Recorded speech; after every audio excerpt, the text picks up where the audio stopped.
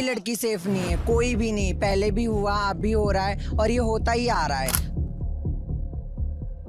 ये इंडिया का top brutal case है, इसमें गैंग है। मेरी बेटी कभी भी आत्महत्या नहीं कर सकती। मेरे को इतना उसके ऊपर विश्वास है और प्रशासन करेगी उसने आत्महत्या की है। मेरे को है ना उसका न्याय चाहिए है जी। मैं उस चीज को नहीं मानता कि मेरी बेटी आत्महत्या कर देगी। तो यह केस है 11 अगस्त 2025 का, जिसमें आप देखेंगे कि कैसे एक 19 साल की लड़की जिसका नाम है मनीषा पहले घर से गायब होती है और उसके बाद उसके साथ जो जो होता है, अगर आप सुनोगे तो पूरे के पूरे हिल जाओगे। आप दरिंदगी का एक ऐसा मंजर देखोगे जो आज से पहले ना तो आपने कभी सुना होगा और ना कभी देखा होगा। मनीषा की डेथ एक मिस्ट्री बन चुकी है, क्योंकि पुलिस इन्वेस्टिगेशन में भी एक्चुअल बात ये पता नहीं चली है कि ये एक मर्डर है या सुसाइड है। तो चलिए इस केस को पूरा स्टडी करते हैं। मेरा नाम है मोहित अत्री। मनीषा एक 19 साल की बेहद शरीफ लड़की थी जो हरियाणा के भिवानी डिस्ट्रिक्ट के छोटे से गांव में अपने परिवार वालों के साथ रहती थी। मनीषा पढ़ने लिखने में बहुत होशियार थी और उसके जिंदगी में कुछ सपने थे जिन्हें वो सच करना चाहती थी। उनमें से एक सबसे बड़ा सपना था कि वो एक नर्स बनना चाहती है, लेकिन घर की फाइनेंशियल कंडीशन ठीक नहीं थी। इसके चलते वो एक प्राइमरी स्कूल में टीचर की जॉब भी करती थी ताकि उसकी पढ़ाई का प्रेशर घर वालों पे ना पड़े, क्योंकि उसके पिता एक मजदूर थे और मजदूरी करके ही अपने परिवार को पालते थे। तो रोज की तरह 11 अगस्त 2025 की सुबह को मनीषा अपने घर से अपने काम के लिए निकलती है। घर से निकलने के बाद कुछ देर बाद उसे पता चलता है कि नर्सिंग के फॉर्म निकल चुके हैं। उसके बाद वो अपने पिता को फोन करके बताती है कि पिताजी मैं घर आने में थोड़ा लेट हो जाऊंगी क्योंकि कॉलेज में नर्सिंग के फॉर्म निकल चुके हैं, मैं उन फॉर्म को फिल करके आऊंगी। उसके कुछ देर बाद ही मनीषा पब्लिक ट्रांसपोर्ट का यूज करके कॉलेज पहुंच जाती है। कॉलेज पहुंचने के बाद वो अपना काम कंप्लीट करती है। ठीक 2 बजे वो कॉलेज से बाहर आती है और उसकी ये वीडियो सीसीटीवी कैमरे में रिकॉर्ड हो जाती है। शाम 6:26 पर मनीषा अपने पिता को फोन करती है, लेकिन उसके पिता किसी कारणवश उस फोन को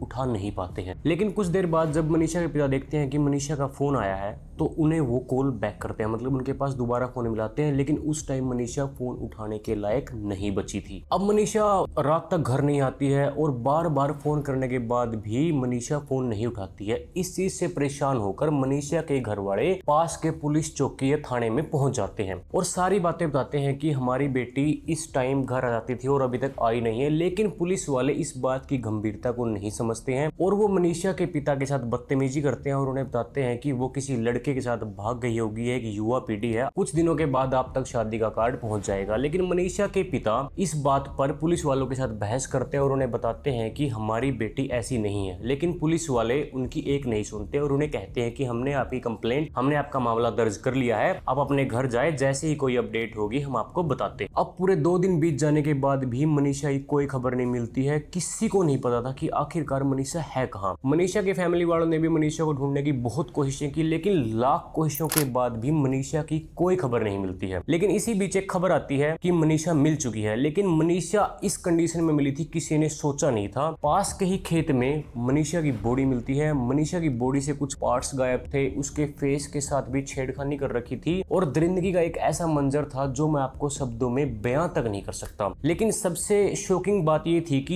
यह खेत कॉलेज से मात्र 5 मिनट की दूरी पर था। अब इस घटना के बाद मौके पर पुलिस पहुंचती है और पुलिस अपनी इन्वेस्टिगेशन स्टार्ट कर देती है। लेकिन पुलिस प्रशासन महिला को जस्टिस दिलाने की बजाय इस केस को सुसाइड केस बताकर बंद करती है और कहती है कि हमें एक सीसीटीवी फुटेज मिली है, जिस सीसीटीवी फुटेज में ये साफ दिखता है कि मनीषा पहले एक शॉप पर पहुंचती है, वहां से कीटनाशक दवाइयां खरीदती है और वो कीटनाशक दवाइयां वो खुद खाती है, जिसकी वजह से मनीषा की आज ये हालत हुई है। और मौके पर जानवर होने की वजह से मनीषा के शरीर को नोच खाते हैं, जिसकी वजह से मनीषा के शरीर की ये हालत हो चुकी है। और पुलिस ये सब कह के अपनी कार्रवाई बंद कर देती है और इस केस को केस करार कर देते। लेकिन ये पुलिस प्रशासन की बहुत बड़ी भूल थी। अगर उस रात मनीषा के पिता की बात को पुलिस वाले गंभीरता से ले लेते तो क्या पता आज मनीषा सिंह हमारे बीच होती और मनीषा के साथ इतना गलत काम कभी नहीं होता। इस बीच एक शॉकिंग इंसिडेंट और होता है कि रात को 12 बजे मनीषा का फोन दोबारा ऑन होता है, लेकिन उस फोन को कोई भी उठा नहीं पाता। फिर ये केस एक नया मोड़ लेता है जिसमें मनीषा के पिता का बयान हम सबके सामने आता है और मनीषा के पिता पुलिस प्रशासन द्वारा की हुई इन्वेस्टिगेशन से बिल्कुल भी सहमत नहीं थे और वो बताते हैं कि मेरी बेटी ऐसा कभी नहीं कर सकती। वो एक हंसती खेलती हुई लड़की थी जो डेली अपने सपनों के पीछे दौड़ती थी और उनको पाने के लिए मेहनत करती थी। और वो ये भी बताते हैं कि कैसे पुलिस प्रशासन ने उनके साथ बुरा बर्ताव किया, उनका मामला दर्ज नहीं हुआ और उनकी कार्रवाई बहुत देर से की गई। उसके बाद वो ये भी बताते हैं कि कैसे पुलिस प्रशासन ने उन पर दबाव बनाया कि वो मनीषा का अंतिम संस्कार जल्द से जल्द कर दे, जिससे हमें ये शो होता है कि कैसे पुलिस प्रशासन इस केस को दबाने की कोशिश कर रहा है। अब मनीषा के पिता का बार बार यही कहना था कि अगर पुलिस प्रशासन 11 अगस्त की रात को उनकी मदद कर देता तो उनकी बेटी आज सबके बीच होती, मतलब जिंदा होती और उन्हें ये गंदा दृश्य देखना ही नहीं पड़ता। अब यहाँ से केस एक और मोड़ लेता है जिसमें मनीषा के जाने के ठीक 4 दिन बाद पुलिस इन्वेस्टिगेशन में पुलिस को एक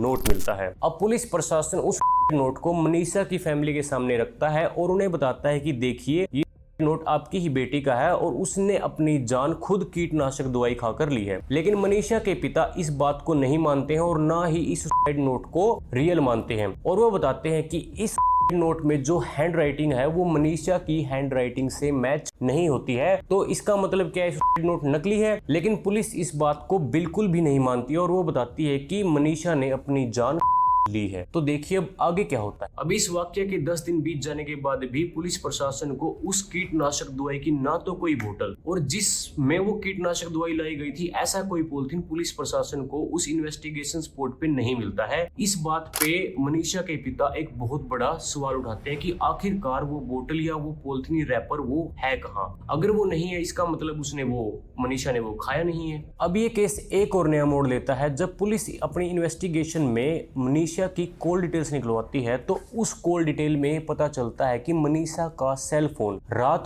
12 बजे ऑन हुआ था। क्या वो फोन मनीषा ने ऑन किया था? अगर वो मनीषा ने ऑन किया था तो वह उस दिन अपनी जिंदगी छोड़कर कह जा सकती है। और इसी केस से जुड़ी हुई एक सबसे बड़ी और इंपॉर्टेंट इंफॉर्मेशन यह थी कि पुलिस प्रशासन को अपनी इन्वेस्टिगेशन में अब तक मनीषा का सेल फोन, जो मनीषा का फोन था, वो क्यों नहीं मिला। पुलिस प्रशासन इस इन्वेस्टिगेशन में मनीषा के फोन की लास्ट लोकेशन निकालकर एक्चुअल में पता लगा सकती थी कि उस रात मनीषा के साथ क्या हुआ था और किस इंसान ने मनीषा के साथ ये गलत काम किया था। अब जो ये केस था वो पब्लिकली ज्यादा वायरल होने लगा था। इसी बीच इस केस में मीडिया भी इन्वॉल्व होती है और मीडिया भी अपनी इन्वेस्टिगेशन स्टार्ट कर देती है और इसी इन्वेस्टिगेशन में मीडिया को एक एविडेंस मिलता है जिसमें पता चलता है कि उसी रात उस इंसिडेंट स्पॉट के कुछ दूरी पर कुछ पैकेट्स और बियर की बोतल्स मिलती हैं, जिससे पता चलता है कि कुछ लोगों ने उस लोकेशन पर नशे का सेवन किया था। हो सकता है कि उन्हीं लोगों ने मनीषा के साथ गलत काम किया हो, लेकिन पुलिस प्रशासन इस केस को दबाने की पूरी कोशिश कर रही थी और पुलिस प्रशासन ने इस एविडेंस को ना ही कलेक्ट किया ना ही पब्लिकली चीजों को शो किया, क्योंकि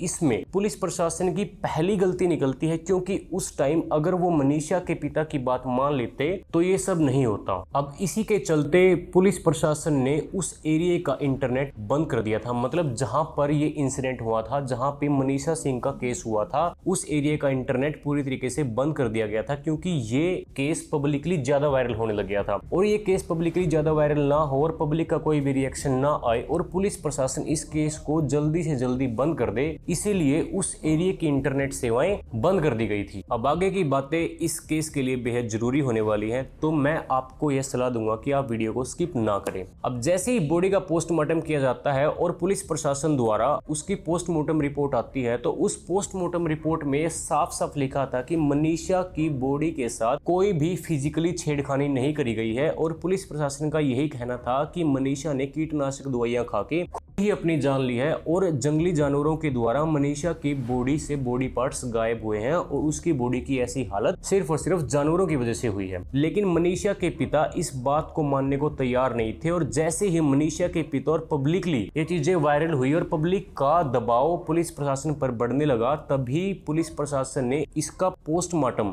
मतलब बॉडी का पोस्टमार्टम, मनीषा का पोस्टमार्टम दोबारा किया और दोबारा जब पोस्टमार्टम रिपोर्ट आई तो वो पहली रिपोर्ट से बिल्कुल अलग थी। मतलब पहली रिपोर्ट सही क्यों नहीं आई, इस बात को हम आगे जानेंगे। और उस पोस्टमार्टम रिपोर्ट में शो हुआ कि मनीषा की बॉडी के साथ फिजिकली भी छेड़खानी हुई है, लेकिन पुलिस प्रशासन हर एक रिपोर्ट को खारिज कर देता है और किसी भी बात को मानने को तैयार नहीं था और वो सिर्फ एक ही बात कह रही थी कि मनीषा ने सिर्फ और सिर्फ सुसाइड अटेम्प्ट किया है और ये केस है और ये कह के पुलिस प्रशासन इस केस को बंद कर देता है। लेकिन मनीषा के पिता इस बात को बिल्कुल भी नहीं मानते और पब्लिकली इस केस को सबके सामने लेके आते हैं। जैसे ही मीडिया का, पब्लिक का और मनीषा के पिता का दबाव सब पे बढ़ने लग जाता है, मतलब पुलिस प्रशासन पर बढ़ता है, तभी पुलिस प्रशासन में से इस प्रोजेक्ट के ऊपर, इस केस के ऊपर वर्क कर रहे थे, तो पुलिस प्रशासन सभी के सभी पुलिस ऑफिसर्स को सस्पेंड कर देता है ताकि मीडिया और पब्लिक का जो गुस्सा था वो कुछ हद तक शांत हो जाए और उसके बाद वो इस केस को क्लोज कर दे। लेकिन मनीषा के पिता और पब्लिक इस बात को मानने के लिए तैयार नहीं थे कि कैसे मनीषा की बॉडी 2 दिन तक खेत में पड़ी रही और कैसे उसकी बॉडी को जानवरों ने नोच लिया, क्योंकि वह एरिया भी ऐसा नहीं था। लेकिन पुलिस प्रशासन इस केस में मनीषा को इंसाफ दिलाने के हक में नहीं है और इसके बाद एक इंटरव्यू और एक बयान